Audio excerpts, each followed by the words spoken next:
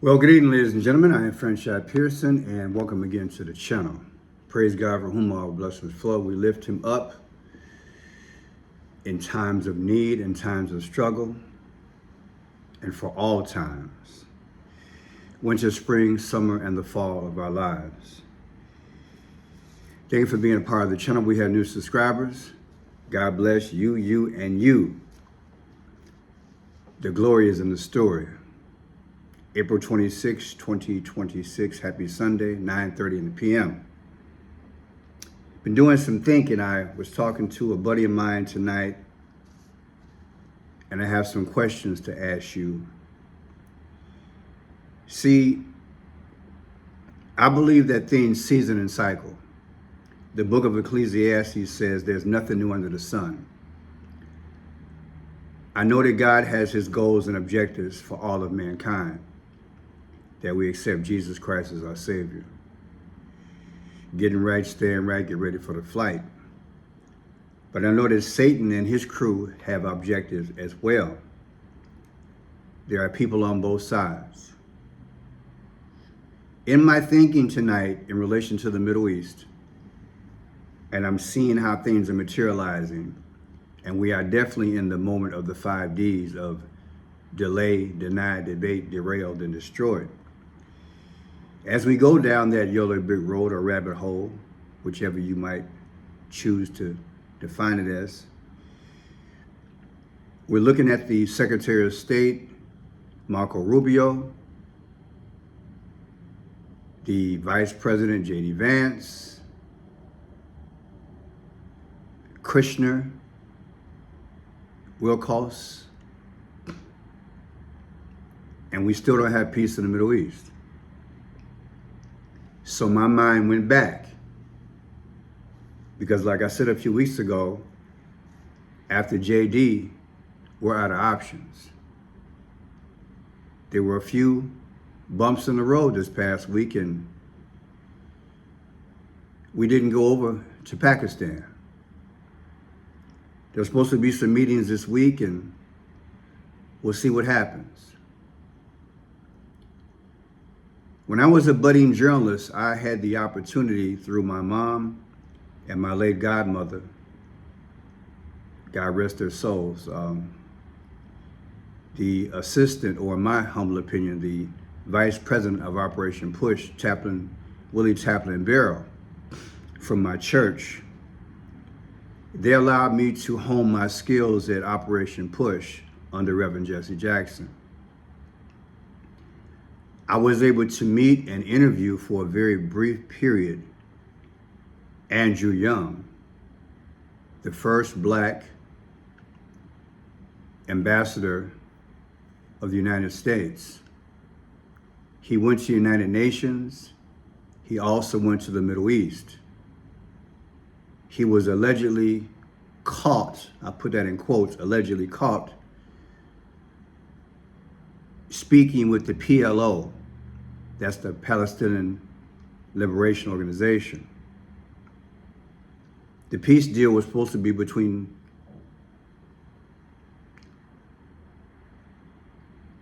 Egypt and Israel. Anwar Sadat, the leader of Egypt, and Menachem Begin, the leader of Israel.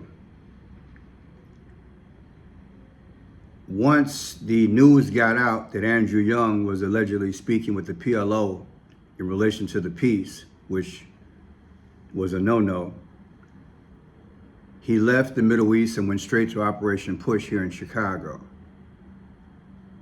And I had the opportunity then, as well as a legion of reporters from around the world. We met Andrew Young and we listened to what he had to say in relation to the Middle East peace. I ask you, could that situation happen again? Could a Black man be the mediator for the peace, but this time with a twist? Suppose he's the art of the deal. That is the book that was put out by trump the art of the deal.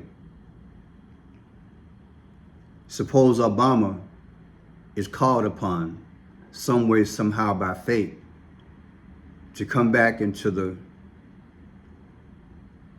focus for the moment by Trump, by Iran, to try to get this peace done. This was my thought tonight. I have worked and talked about the New World Order. You see the date here. That's the date, 79. January 11th, 1980. Iranian and American relationships, 79. And then Reverend Jesse Jackson when he defended Andrew Young. I want to read that and build what I'm trying to say. The Reverend Jesse L. Jackson, National President of Operation PUSH, People United to Save Humanity, and close friend of Ambassador to the United Nations, Andrew J. Young, is defending Young's action in meeting with the PLO over the sensitive issues of the Middle East. Reverend Jackson's comments are taken from position papers on, quote, a quest for peace in the Middle East and the vital interests of Black people. The United Nations wasn't supposed to meet with the PLO. The United States wasn't supposed to meet with the PLO because Israel says it won't negotiate with Egypt. If the PLO is involved, once brought public that Ambassador Young met with the PLO, there began to be an outcry, remove him. Ambassador Young then thought it wise to resign.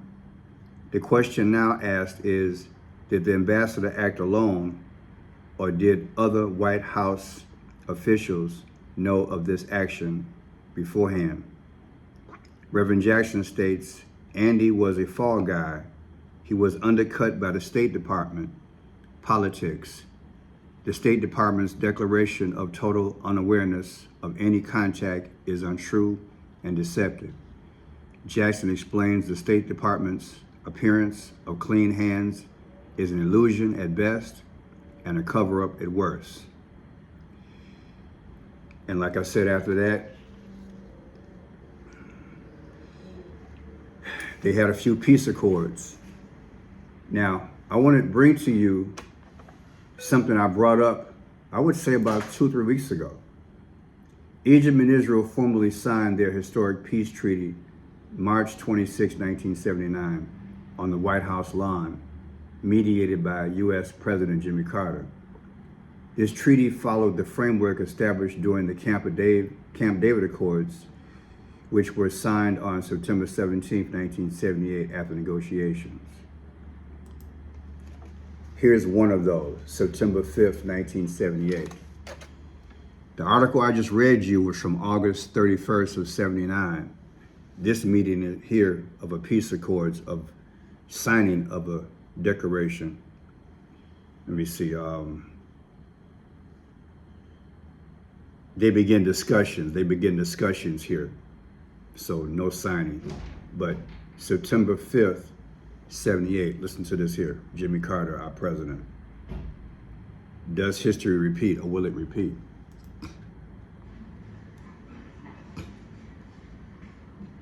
When we first arrived at Camp David, the first thing upon which we agreed was to ask the people of the world to pray that our negotiations would be successful. Those prayers have been answered far beyond any expectations. We are privileged to witness tonight a significant achievement in the cause of peace. An achievement none thought possible a year ago, or even a month ago, an achievement that reflects the courage and wisdom of these two leaders. Now, what you see is Anwar Sadat of Egypt and Menachem Begin of Israel.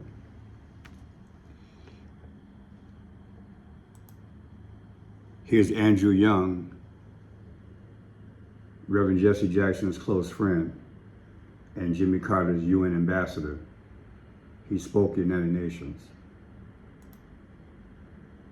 The second operative paragraph calls on the government of Israel immediately to cease its military action against Lebanese territory and withdraw its forces from Lebanese territory. Immediate Israeli withdrawal is, in my government's view, one of the key conditions to restoring full political independence and territorial integrity to Lebanon. The third operative paragraph decides to set up a United Nations force for southern Lebanon. Such a force should, in my government's view, be of temporary duration. It should restore peace and security to the area and transfer effective authority to the Lebanese government. When that is done, the objectives established by this resolution will have been fully achieved. So that's him there. And here he is about a year ago, much older now, Andrew Young, reflecting about Jimmy Carter.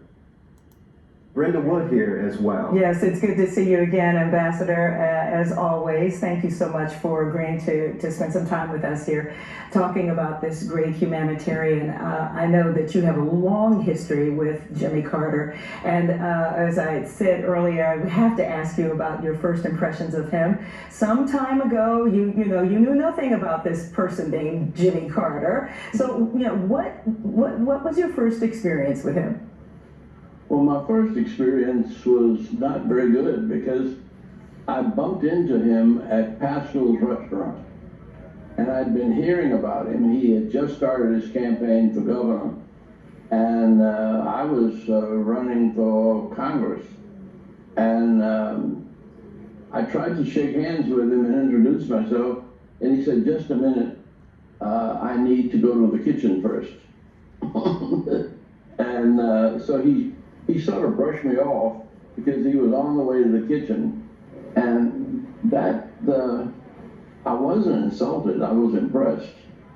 Yes. Because he kind of knew who I was. I guess I was known as a candidate running for Congress, and the first time in 100 years somebody black was running for Congress in Georgia, and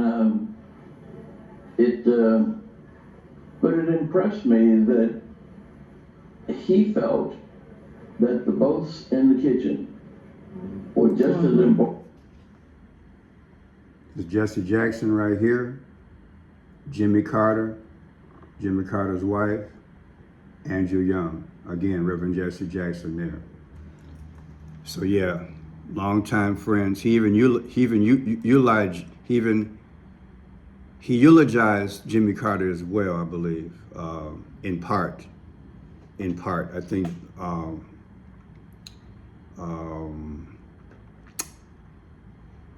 that was Biden who wound up doing the eulogy. Now, the art of the deal, November 1st, 87. November 1st is the same date that the White House, the first time it was occupied. So, out of the deal by Trump. Look at one of the decodes that I had. What a find. So I got to thinking a little while ago. Trump had this book out, The Art of the Deal. And the negotiation just fell apart when it came down to Iran. So we bombed them twice, right? We bombed Iran twice because the deal fell apart. Okay, so I'm looking. And look, this book was published November 1st, 87, 11/1. Well, in world history, on 11/1, that's the first time that the White House was occupied. by John Adams. Now that's kind of deep. The Great Negotiator? All right, let's look at this thing. April 19th, 1939. You remember that face? We took him out on the 28th of February. Ali Khomeini. Okay, look at it. That's his birthday. This is Trump's book, published. That's 48 years ago. 48, like April 8th, the eclipse that day. Remember the eclipse on April 8th, 2024? Well, what is 614? Let me show you.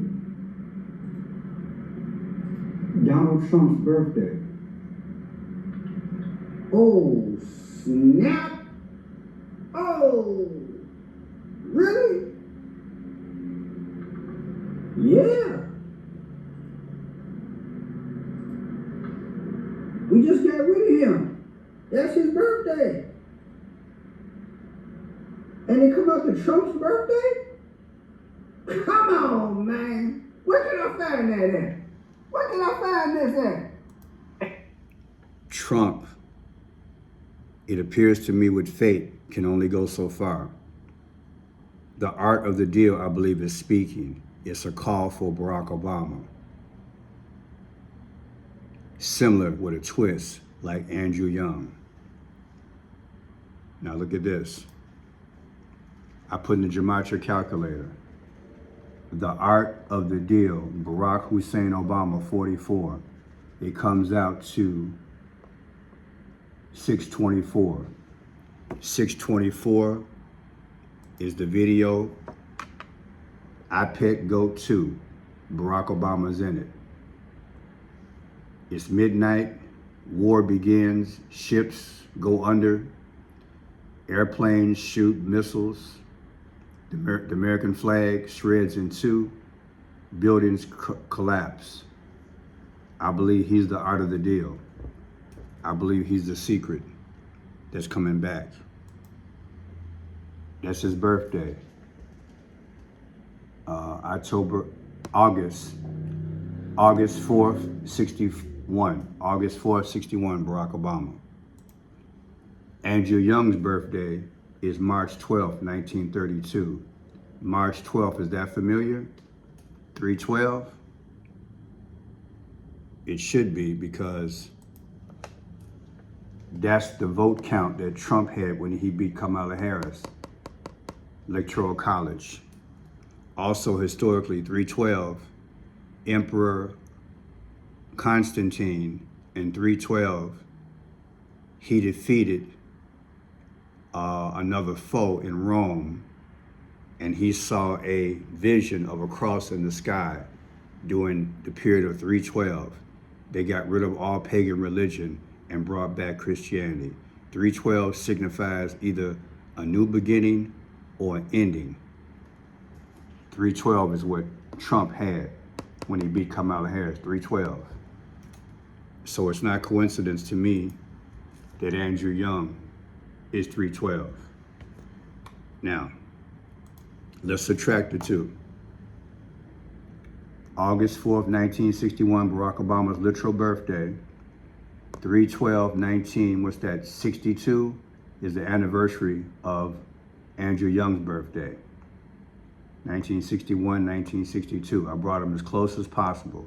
Their birthdays by anniversary are 7 months and 9 days apart. What's 79? Trump is 79 years old right now. It's deep. Now watch this.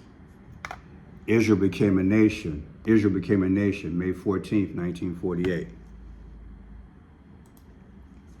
Barack Obama's birthday again, August 4th, 1961.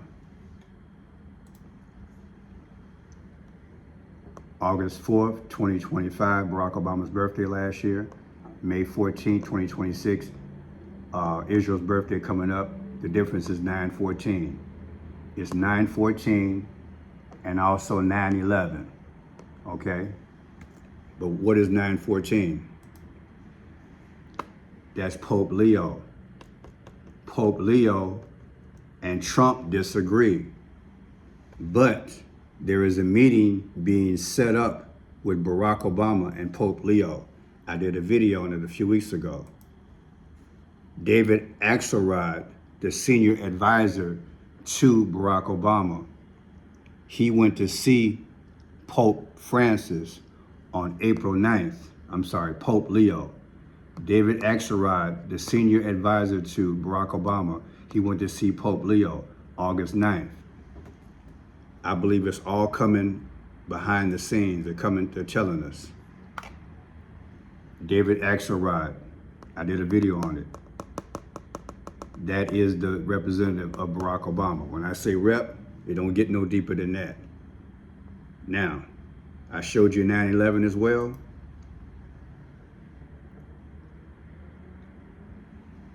That's going to happen a little bit later. We're going to get a 9/11.